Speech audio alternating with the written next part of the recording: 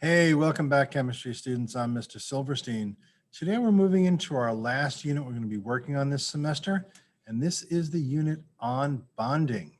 Now, you do have your unit pack on bonding that you picked up this week, so make sure you take some notes. Remember, these slides will be posted for you on Google Classroom, and there's going to be an assignment at the back end of this. So let me share my screen and let's get started. So this is Unit 5, Bonding, Concept 1, Stability in Bonding, Unit 3, Concept 1, Part 1. Now, the big idea is why and how do elements form compounds in nature? And our objective in this lesson is to explain why elements form compounds and what they need to achieve that compound.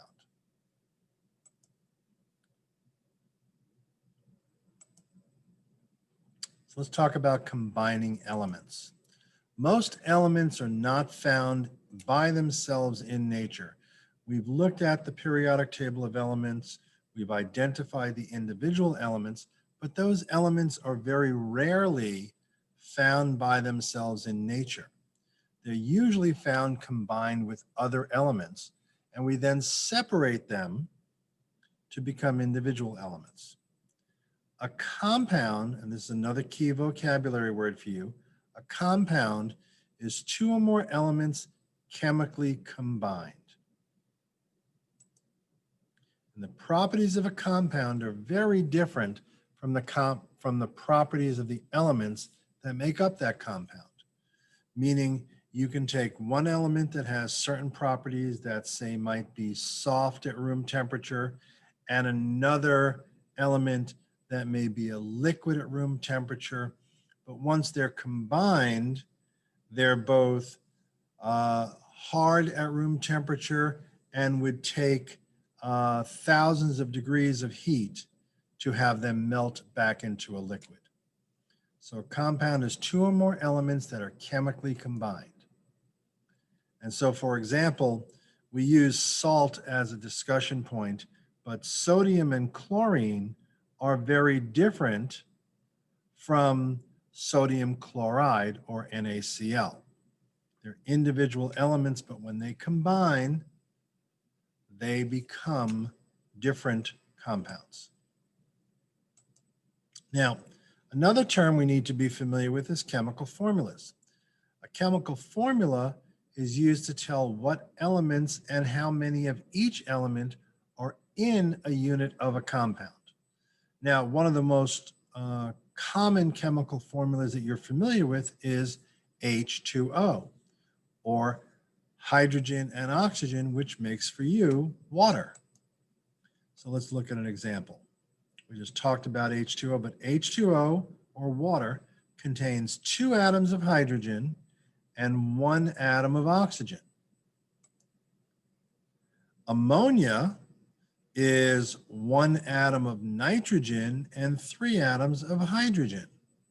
The little subscript here tells you how many of an individual element are in that compound. And if there's no subscript, it just means there's 1. So if we go back and look at H2O, H2 subscript 2 means there's 2 hydrogens. O, no subscript, is 1 oxygen. Here on ammonia, N for nitrogen, there's no number next to it, so it's only 1 nitrogen, and the hydrogen has a little subscript 3, so there's 3 of them.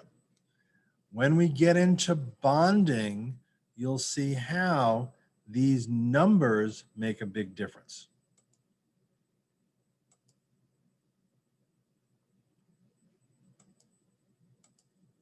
So why do elements form compounds? Well, they form compounds to become stable. And as we looked at the periodic table of elements, we found that many of the elements are not stable based upon their valence electrons. But all elements want to be stable. Think of a table. If a table has 4 legs, it's stable. If a table has 3 legs, it's not stable. If a table has 2 legs, it's not stable. If a table has 1 leg, it's not stable. But a 4-legged table is stable. So I want you to use that analogy along the way. Now, for elements and atoms, atoms will gain and lose or share electrons in order to have 8 electrons in their outer energy shell. That is called the octet rule. Octet, O-C-T, for 8, octet rule. So remember that atoms will gain and lose or share electrons in order to have 8 electrons in their outer energy shell. That helps them become stable. And stability is a full, complete outer energy level of valence electrons. There are 8 valence electrons that are needed for something to be stable, except for hydrogen and helium. So let's look at forming compounds. If we look at these Bohr models, we're going to see Na, which is sodium on the left, and Cl, chlorine, on the right. And if we look here, sodium has 11 protons, which means it will also have 11 electrons. And sodium is a period 3 element, so it's going to have 3 energy rings. 1, 2, 3. 2 electrons are in the first ring, 8 are in the second ring, 1 is in the third ring. On this side of the Bohr model, we have chlorine. Chlorine is element number 17. It is also a period 3 element, and it has 3 energy rings, and it has 17 protons, which means it's also going to have 17 electrons. 2 in the first ring, 8 in the second ring, that makes 10, and then 7 in the valence electron, and it's a group 17 element. So sodium to the left here has 1 valence electron. If it loses that 1 electron, its outermost energy level will become full and stable. It's easier for sodium to lose an electron than it is for it to gain them. Now, chlorine has 7 valence electrons, and it's easier for chlorine to gain 1 electron, and when it does, it becomes full and it will become stable.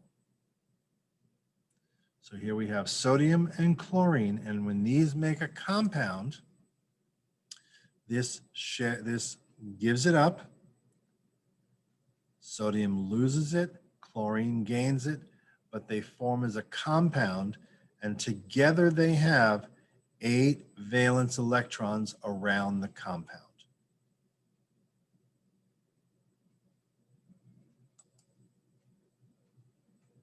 And when this bond happens, it forms NaCl, or table salt. This is why creating those Bohr models was so important, so that you can identify where the valence electrons are and to see which ones will be giving up and which ones will be receiving. So, would elements ever not benefit from forming compounds? Well, of course, if they're already stable, which are the noble gases. The noble gases are non-reactive, meaning they're not negative, they're not positive, they're perfectly neutral because they already have a full valence electron shell. And the noble gases, as you recall, they're in group 18 on your periodic table all the way to the far right: helium, neon, argon, krypton, xenon, and radon. Neon through radon all have 8 valence electrons in their outer shell. Helium only has 2 because it only has 1 energy ring. That's all it's going to need. Now, before we get into doing any kind of compounds, it's helpful if we can learn how to read a chemical formula. And so a chemical formula is a compound, and reading a chemical formula is to break down the compound into its individual elements and knowing how many there are. Compounds often have more than one atom of an element. In fact, compounds have to have 2 or more. So let's go back and look here at our friend, the water molecule. So water is made up of hydrogen and oxygen, H2O. The subscript here, 2, means there are 2 hydrogen atoms in this compound. There's no subscript on the O, which means there's only 1 oxygen atom. And so combined, I have 2 hydrogens and 1 oxygen, and we don't have to show the 1 next to the oxygen, it's assumed. I want you to think back to biology, where we learned about carbohydrates and sugar, and here's another formula that you should be familiar with, C6H12O2. And that is for glucose or sugar, and so there are 6 carbon atoms, 12 hydrogen atoms, and 2 oxygen atoms. And that makes the compound of sugar. Here's a video that we're going to watch together. You can take some notes on this, on how to write formulas. Let's watch this together. Hi, this is Mr. Ferguson from East Millbrook. Today we're going to look at our chemical formula notes. We're going to be looking at how do we read and understand what a chemical formula is telling us. First thing we know is that the symbol represents 1 atom of that element. So big B, little a here would represent 1 barium atom. Now, it's really important to notice that uppercase and lowercase are very important when we're dealing with the periodic table. So if I just had 1 capital O, that's 1 oxygen atom. The capital S would be 1 sulfur atom. And if I put a capital O with a capital S, that's 1 sulfur with 1 oxygen. But if I do a capital O with a lowercase s, that's 1 osmium atom, which is a metal, which is very different than a sulfur and an oxygen. So we need to make sure that we're paying close attention to the capital and the lowercase letters. Subscript. Next thing we need to look at is a subscript. Sub means below, script means to write. So a subscript is the small number that we write down below. It belongs to whatever is coming just before it. So the 2 in Cl2 means that there are 2 chlorine atoms. That 2 again represents 2. Now these 2 are bonded together. They're switching, swapping, sharing electrons. So they're stuck together, Cl2. That's 1 molecule. Let's take a look at a formula, K2CO3. First thing we want to look at is our subscripts. The 2 up here belongs to the K, it does not belong to the C. So we're going to build a little model to take a look at that. We're going to build that model first, take a look at the Ks. We need 2 of them. C does not have a subscript, so that means that there's 1. We don't put a 1 there if it's 1 because the letter's there, that represents it. So the symbol tells me that there is at least 1. The 3 next to the O means that I have 3 oxygens. There's my molecule. So if we were going to go ahead and count up and take a look at what atoms are in here, we know that we have potassium, carbon, and oxygen. The potassium symbol is the big K, carbon C, oxygen O. We'd be able to count up these atoms by looking at the model very easily and just count them up. There's 2 potassiums, 1 carbon, 3 oxygens, which gives us a total of 6 atoms. Now, let's bring in a real simple molecule. Let's take a look at water. The water molecule, H2O, should be pretty simple to make a model of. That 2 belongs to the H, it does not belong to the O, so it means I have 2 hydrogens with 1 oxygen. That's my water molecule. Again, hydrogen and oxygen, symbols capital H, capital O, 2, 1, 3. But a problem comes in here. What if I have H2O plus H2O plus H2O? That's a lot of writing. We don't want to have to do all that writing. Just like in math, if I had X plus X plus X, I'd be able to shorten that. Well, in science, we use the exact same thing. That's a coefficient. So we get rid of those and we bring in the coefficient. Coefficient is the large number that comes before the formula. This number belongs to the whole formula. We're going to get into coefficients a little bit later on, so this is a little bit more advanced material for you, but it's worthwhile watching. The little number, the subscript, tells me how many of that atom is in each molecule. The coefficient tells me how many molecules. So that 3 would tell me that there are 3 water molecules. Now that's going to change my count down below so that I now have 2 times 3, 6 hydrogens. I've got 3 times 1, 3, for now a total of 9 atoms. So again, I can use this 3, and if I'm just trying to count it up, think of it like distributive property. 3 times 2 would give me 6 hydrogens, and 3 times 1 would give me 3 oxygens. Now, the next wrinkle we need to be able to look at would be parentheses. Parentheses. This is for polyatomic ions, and so I'm going to move past this for you right now. We're not going to get into that until a few more lessons. But if you'd like to continue watching this on your own, you're more than welcome to. It's in the slides. So, would elements not ever benefit from forming compounds? We talked about this before with the already stable noble gases.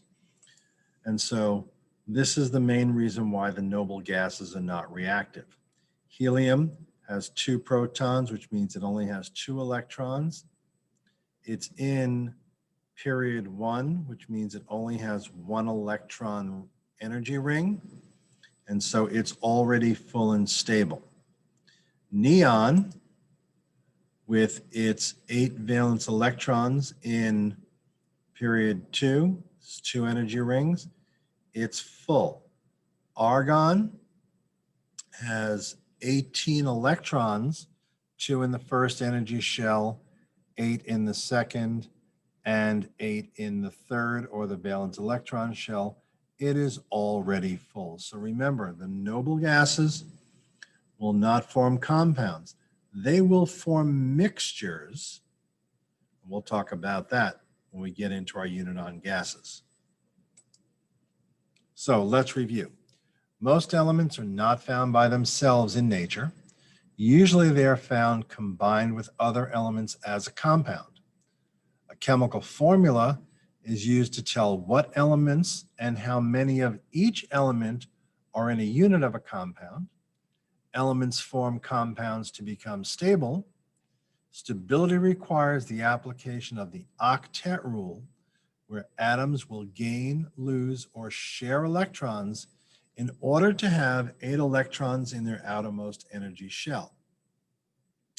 Now, for stability, you must have a full, complete outer energy level of valence electrons for it to be stable, and 8 for every element except hydrogen and helium. And the noble gases, of course, are already stable with full valence electron shells. Now, once you've completed your notes and you've updated that, open up into the next tab. You're going to jump into quizzes and work on stability and bonding. Well, that's all I have for you today. We'll get into lesson 2 in the next one, where we'll start to expand on our discussion on bonding. I'm Mr. Silverstein. If you have any questions, email me. Other than that, you guys have a great day.